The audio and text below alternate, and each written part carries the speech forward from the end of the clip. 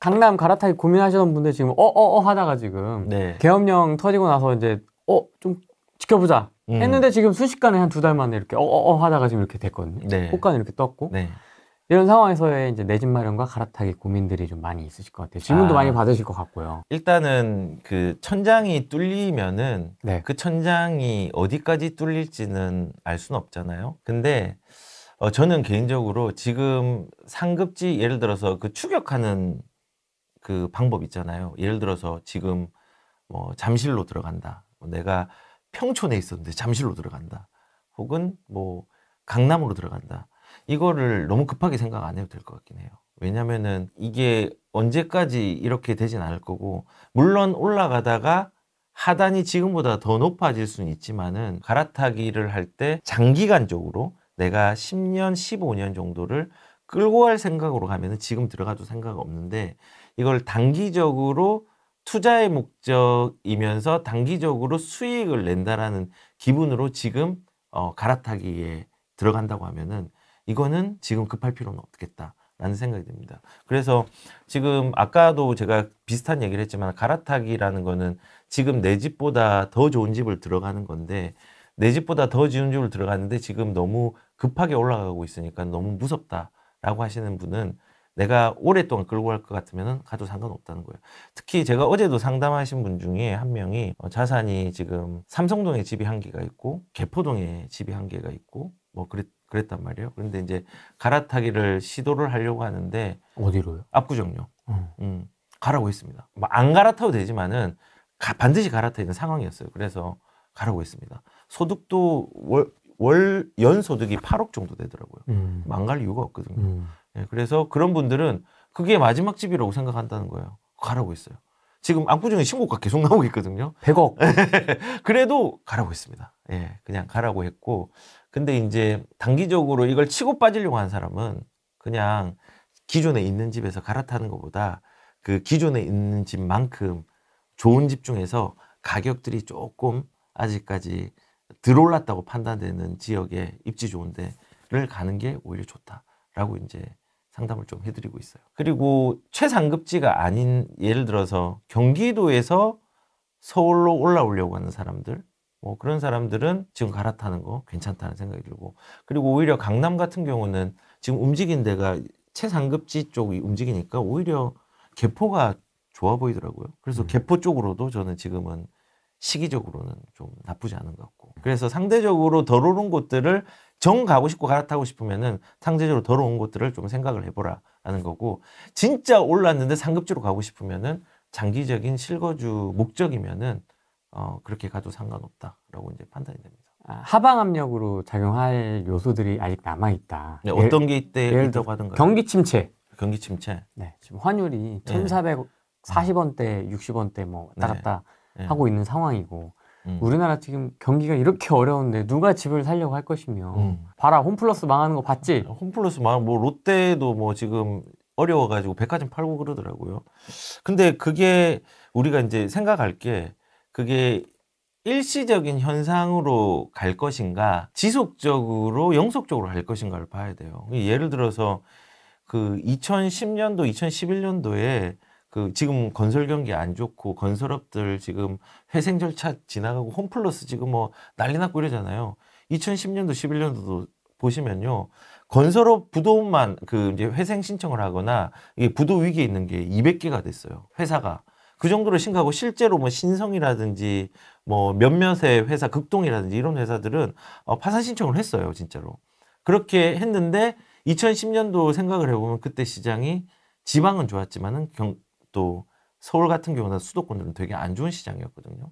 근데 그 안 좋은 시장이 있었는데 지금 그때와 비교해가지고 부동산이라든지 여러 가지의 가격들이 떨어져 있냐라는 거죠. 이게 하단이라는 게 내려갔다가 올라갔다가 또 하단이 형성되잖아요. 근데 이 하단들은, 하단의 가격들은 계속적으로 통화량 팽창 때문에 올라가는 거예요. 그래서 제가 아까 인플레이션이 다라고 얘기를 한 게, 그 하단이 올라가는 것도 통화량 때문에 그런 거거든요. 그래서 물론 어렵죠. 사실 그래 어렵기 때문에 금리도 내리려고 하고 부동산은 올리기 싫고 내수는 살려야 되니까 금리는 내려야 되고 지금 뭐 딜레마에 정부에서 빠진 건 사실이긴 한데 결국은 이거 못 막습니다. 인플레이션 자체는 못 막습니다. 그리고 그 인플레이션의 과정 중에 위기라는 게 있는 거거든요. 근데 우리는 그 위기를 지금 내가 거기에 참여하고 있으니까는 영속될 걸로 생각을 합니다. 홈플러스 뭐 옛날에 우리나라 뭐 안 좋았던 시기에 뭐 까르푸는 우리나라 기억 안 하지만 다 나가버리고 그 예전에 그 제가 부산에 살 때 부산백화점이라고 있었거든요. 되게 좋은 백화점 그거 팔아가지고 반도 유보라가 이제 아파트 올려버리고 뭐 그런 시기도 있었고 부도가 난 것들도 한두 번이 아니고 그거를 극복해가지고 다시 좋은 시기에 왔으니까 우리는 이게 반복되는 걸 알아야 되거든요. 그래서 과정 속에 있다라고 생각을 하지 공포로 내가 거기에 휘말리면 안 된다는 생각으로 좀 시장에 참여했으면 좋겠습니다. 그리고 2년이 될지 3년이 될지 그거는 아무도 알 수 없기 때문에 그래서 저는 움직이는 자산을 가지고 인내심을 가져가라고 하는 말이 뭐 아무도 몰라요. 1년이 될 수 있고 2년이 될 수 있지만은 그거 맞추려는 것보다 거기에 맞게 대응해서 자산을 키워나가면 돼요. 그렇게 2년 이렇게 있으면 그 시기를 자산을 준비하는 투자의 기관이라고 보면 돼요. 마이크로소프트웨어가 지금 뭔가 영업 실적들을 근데 주식 얘기를 또 하네. 영업 실적들을 못 내고 있는데 사실은 투자 기관이거든요. 나중에 그 투자된 게 발현되면 또 가치가 발현되는 것처럼 우리도 부동산도 안 좋은 시기는 우리가 준비하는 시기로 생각을 해야 돼요. 그래서 방금 말한 것처럼 시장이 안 좋고 내수가 안 좋고 침체가 올 수 있죠. 근데 그 오는 게 영속적이냐 아니냐 이런 것들을 좀 따져보고 시장에 참여했으면 좋겠다는 생각을 좀 가져봅니다. 현금 16억이 있습니다. 현금 16억. 예. 네, 뭐 직장 이런 얘기는 없고요. 몸테크 하려고요. 대출은 안 내고 싶습니다. 대출을 안 내고 싶다고요? 네. 대출을 왜 안 내려고 하죠? 그거부터 묻고 싶은데. 질문이 그게 끝입니까? 네, 끝입니다. 현금 16억 있어서 서울 어디 아파트로 가야 할까요? 지금 제일 어려운 질문이네요. 왜냐면은 상황을 모르니까. 주택수는요? 네, 근데 일단은 그냥 단순하게만 얘기를 하면은 16억으로 갈 수 있는, 그래도 가성비 좋게 시기적으로 갈 수 있는 데를 말씀을 드리면요. 성동구 내에, 성동구도 여러 분화가 되어 있지만은 성동구 내에 들어갈 수 있는, 입지. 그 성동구라는 입지. 거기도 이제 16억이면 들어갈 수 있는 데가 있고요. 그 다음에 마포에 좀 좋은 지역, 좋은 아파트, 이것도 갈 수 있고요. 그 다음에 좀 더 나가서 용산의 하급지의 아파트 갈 수 있습니다. 그 다음에 16억이고 몸테크를 하는데 16억을 다 쓰지 않고 동작에 있는 뭐 예를 들어서 노량진의 재개발을 사서 나머지 돈들은 자기가 이제 실거주 할 때는 있어야 되니까 그 돈으로 사서 할 수 있는 방법도 있을 것 같고. 조금 나눠서. 예. 그 다음에 송파의 최상급지가 아닌 중급지 정도에도 16억이면은 재건축 물건이나 이런 데 갈 수 있을 것 같고요. 광진구 정도도 갈 수 있을 갈 수 있는 데가 이 정도 있다는 겁니다. 그러니까 제가 이게 말한 데는요. 들어가도 손해보지 않는 곳이에요. 근데 이제 문제는 여기서 내 직장이 부산이야. 근데 난 여기 실거주 못 하잖아요. 그러니까 서울을 얘기하시니까. 그리고 내 직장이 일산인데 지금 뭐 강남에 집을 사고 싶다. 이러면 못 살 수 있잖아요. 그래서 우선은 그 실거주 목적으로나 간다고 하면은 아까 그런 지역이나 재개발 같은 것들 이용하는 방법들이 있고 그리고 이 돈으로 강남도 갈 수 있어요, 사실은. 대출 안 보고. 근데 찢어지게 인프라가 힘든 곳으로 뭐 일원동 같은 경우는 갈 수 있죠, 이 돈으로. 근데 그러니까 네. 남편분이 의사신가? 아닌가? 본인이 의사시라는 건가? 아무튼 실거주를 할 수는 있는데 뭐 은퇴가 얼마 안 남은 은퇴가 얼마 안 남는데 실거주를 하고 싶으니까 대출이 조금 어렵다 이런 정확한 상황은 모르겠는데 아무튼 뭐 그런 좀 고령이라서 너무 열악한 곳은 또 조금 네, 쉽지는 않은 것 같아요. 그러면은 서울 쪽으로 가는데 사실은 이제 은퇴를 하면은 저는 이제 투자성도 있고 그다음에 현금 흐름도 되게 중요하잖아요. 만약에 현금 흐름이 없다고 하면은 서울에 입지 좋은 데가 아니라 서울의 인프라가 잘 갖춰진 곳으로 가고 나머지 현금들은 뭐 예를 들어서 제가 이제 좀 같이 이제 협업으로 운영하고 있는 뭐 GP라든지 현금 흐름이 나오게 할 수 있는 게 있거든요. 그런 거 균형을 맞춰. 예를 들어서 뭐 위례 정도를 가서 네. 그러니까 위례가 강남의 그 어떤 지역보다도 안 좋습니다. 그런데 이제 은퇴를 가 있다고 하니까 엉덩이에 깊게 깔고 있는 것보다 현금 흐름을 나오는 거를 고려해서 가는 게 좋다고 생각해서 만약에 쪼개야 된다고 하면은 뭐 인프라가 좋은 곳으로 가서 현금 흐름을 한 달에 뭐 5, 600 정도 나올 수 있도록 만드는 게 5, 600? 만들 수 있죠. 우와. 예. 그렇게 할 수 있는 구조로 만드는 게 훨씬 유리하다는 생각이 좀 들거든요. 근데 이제 입지적으로 따진다고 하면은 16억 정도면은 송파 쪽 중급지 정도는 갈 수 있을 것 같아요. 그러면 네. 하이님 지금 그 현금 흐름이 포인트일 것 같습니다. 네. 그렇죠? 일단 네. 일단 현금 흐름이 얼마가 더 확보가 돼야 되는지 아니면 확보가 필요 없는지 이거에 따라서 이제 좀 뭐 위례냐 네. 뭐 이게 좀 달라질 그렇죠. 것 같거든요. 뭐 마포로 갈 수 있느냐 뭐 이렇게는 할 수 있죠. 무주택자는 상승이든 하락이든 내 집 마련은 해야 된다. 이게 필수제잖아요. 늘 얘기했지만은 우리가 선택해야 되는 게 아니라 밥 굶으면 죽는 거고 집 없으면은 얼어 죽는 거고 옷 안 입으면은 감옥 가는 거거든요. 의식주잖아요. 그 중에서 중요한 그 주에 대한 부분은 우리가 뭐 전세를 살던가 노숙을 하던가 월세로 살던가 매매를 하던가 이 네 개 중에서 움직이는 자산은 하나밖에 없거든요.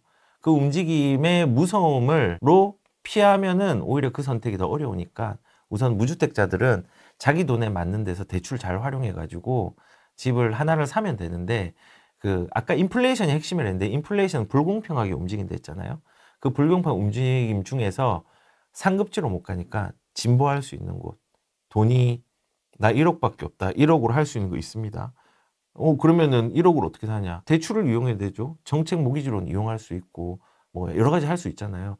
단순하게 내 돈으로만 한다고 생각을 하면은 접근을 못 하지만은 이 레버리지를 이용해서 가는 거. 아니 이자 많이 나오는 거 아니냐?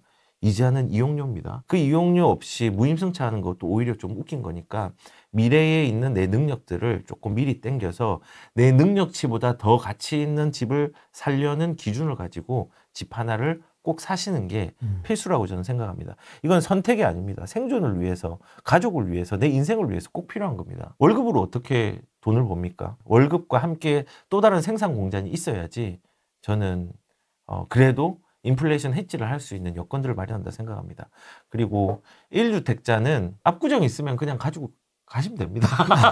일반 1주택자. 근데 일반 1주택자 같은 경우는 만약에 내가 급지를 나누긴 좀 그렇지만은 급지가 좀 안 좋다. 그러면은 대출을 조금 무리해서라도 저는 갈아타는 건 나쁘지 않다 생각합니다. 그리고 급지가 한 중상급지로 좋은데 현금을 좀 많이 가지고 있다. 현금을 많이. 근데 상급지가 너무 오르고 있다. 근데 돈이 여력이 된다고 하면은 실거주 입장에서 간다고 하면은 그런 상급지에 오르는데도 갈아타도 상관없다고 생각을 합니다. 근데 이제 현금이 없다. 근데 내가 급지가 한 상급지야. 그러면 그대로 계시는 게 나을 것 같아요. 구분 좀 여러 가지로 할 수 있죠. 그리고 2주택자는 쭉정이가 있으면 버리십시오. 그러니까는 2주택 중에 하나가 안 좋은 거면은 버리고 다른 걸로 갈아타도 상관없지만은 좋은 거 두 개도 이것도 그대로 가져가도 상관없습니다. 시기적인 거에 상관없이. 그리고 다주택자 같은 경우도 비슷한 건데 내가 예를 들어서 지방에 집 한 채가 있고 서울에 집 두 채가 있다. 그러면은 한 채 정도는 이제 없애고 다른 걸 준비해도 상관없는 시기인데 근데 3주택자부터 주의해야 되는 게 세금적인 부분에서 우리가 양도세에 대해서 누진세로 알고 있잖아요. 1년 안에 집을 2개를 팔면은 2개가 누진이 적용이 된다. 맞거든요. 근데 2주택자는 이게 해당이 안 돼요. 왜냐면은 2주택자는 1개를 팔면은 일반 세율이고 또 하나는 비과세니까 비과세라서 2개가 누진세율이 안 돼요. 근데 3주택자부터는 1개를 팔고 세 번째 주택과 두 번째 주택 팔면은 누진세율이 적용이 돼요. 그래서 만약에 이제 쭉정이를 팔고 좋은 거를 2개를 같이 팔아야 된다면은 시세 차익이 마이너스 난 거와 플러스 난 거를 합쳐가지고 한 해에 팔면 좋고 이 3개가 다 상승을 해 있다면은 이거를 상반기에 팔고 하반기가 아니라 하반기에 팔고 내년 상반기에 파는 전략을 구상하셔서 조금씩 이제 좋은 게 있으면은 그렇게 해가지고 다음 걸로 갈아타는 거를 준비하는 과정으로 했으면 좋고 저처럼 3주택자 이상이면은 가만히 있으세요. 그리고 필요하면 저는 이제 집을 올해 1개 팔 거거든요. 그래서 수익이 난 것 중에서 좀 제일 안 좋은 물건 하나를 지방입니까? 아니요, 지방 아닙니다. 경기도입니다. 예. 근데 이제 물건을 1개를 팔아서 좀 현금으로 좀 할 게 있어가지고 그러니까 대체지가 있기 때문에 뭘 하려고 하는데, 그래서 할 게 있어서 사업적인 부분하고 이제 뭐 이런 부분 때문에 저는 한 개를 좀 팔아가지고 그걸로 뭘 하려고 생각하고 있거든요. 그래서 이제 파는 거고, 근데 뭐 집 그걸 한 개를 판다고 해서 뭐 대세의 지장이 있는 건 아니라 약간의 하급지의 물건을 그냥 수익을 내서 파는 거예요. 이게 3억 8천에 사서 지금 한 7억 정도 됐거든요. 7억에서 한 7억 5천 정도. 그러니까는 일반 세율 좀 내고 해도 돈이 좀 들어오니까는 그거 팔아서 제가 지금 하고자 하는 거에 조금 도움이 되고자 파는 겁니다. 그냥. 뭔가 또 새로운 사업을 하시려고. 사업은 예 계속 요식업을 또 하시는 거 아닙니까? 아니요. 요식업을 하고 있는데, 네. 요식업도 하지만은 이제 뭐 공간 기획이라든지 뭐 이런 것들 좀 구상을 하고 있어가지고 이제 그런 부분에 비용으로도 조금 유보금으로 조금 축적을 해놔야겠다는 생각에서 좀 현금으로 바꾸려고 하는 마음을 가지고 있습니다. 신안산선을 네. 예시로 이렇게 지도 띄워서 보여주셨던 게 되게 좀 인상이 남네요. 아, 그렇군요. 외부도 네. 바뀔 수 있고 네. 물건 자체도 바뀔 수 있고. 네. 그래서 그런 지역들을 많이 보시면 좋을 것 같아요. 그래서 안산은 인식이 좀 안 좋고 하급지긴 하지만은 남부 쪽에서 그렇게 연결되는데, 북부에서 제일 좋은 데가 구리거든요. 구리 쪽이나 뭐 사람들이 안 좋다고 하지만 저는 고향의 일부 물건들 되게 좋게 보고 있거든요. 고양시에 있는 물건, 뭐 일산 같은 경우 저는 좋게 보고 있습니다. 물량의 문제가 계속 꾸준하게 있지만은 일부 물건들은 괜찮은 물건들이 저는 저기 있습니다. 주엽 쪽이나 이런 쪽은 저는 괜찮다 생각하거든요. 예, 그래서 뭐 그런 물건이라든지 아니면은 일자리랑 연결이 잘 되는 뭐 수원 쪽, 안양, 동안구, 그다음에 또 의왕, 그리고 뭐 용인, 동탄 1도 좋은 게 많아요. 동탄 1. 뭐 이런 데서도 좀 찾아보면 좋은 물건이 많이 있습니다. 동탄 지금 가도 돼요? 가도 되죠. 아, 그래요? 예, 그러니까는 동탄하면 이렇게 좀 더 한참 있다가 물이 오지 않을까 싶어요. 물이 6개월 뒤에 오나 1년 뒤에 오나 똑같거든요. 왜냐면 나는 2년 가지고 있어야 되니까. 그래서 동탄 같은 경우도 이제 이렇게 제가 아까 일자리랑 그 노선의 변화에 대해서 얘기를 했잖아요. 예를 들어서 동탄 2 같은 경우는 이미 변화가 많이 됐고 GTX도 삼성까지 연결이 안 됐지만 좋잖아요. 그럼 동탄 1은 오래됐는데 구축이라서 안 좋다고 생각하시는 분이 있는데, 우리가 그걸 알아야 되는 게 땅은 계속 오르잖아요. 땅값은. 근데 건물은 내려가잖아요. 근데 건물이 내려가는데 땅의 가치가 높으면은 집값은 구축이라도 올라 있거든요.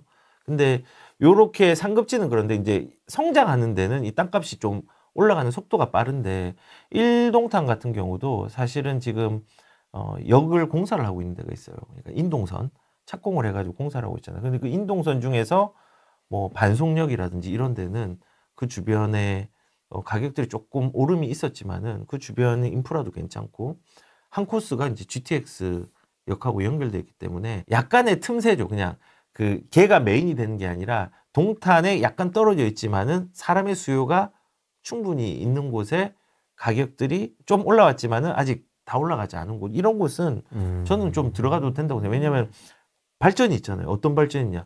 교통에 대한 발전이 있잖아요. 그리고 기본 인프라의 수요가 있잖아요. 거기도 학원 수요들이 좀 있는 데군요. 상권도 좀 잘 돼 있고. 그래서 그런 데는 뭐 시기적으로 들어가도 저는 상관없다는 생각도 좀 듭니다. 그리고 화성은 좀 물량이 또 있어요. 저기 맞습니다. 그 신문화 주거단지라고 거기에 올해 물량들이 한 3군데서 나오거든요. 그러면은 뭐 그거 생각하면은 시기적으로 나쁘진 않죠. 네, 오늘 못다한 이야기는 또 다다음 주에 네. 하도록 하겠습니다. 네, 알겠습니다. 네, 오늘은 여기까지 하겠습니다. 네, 고맙습니다. 감사합니다.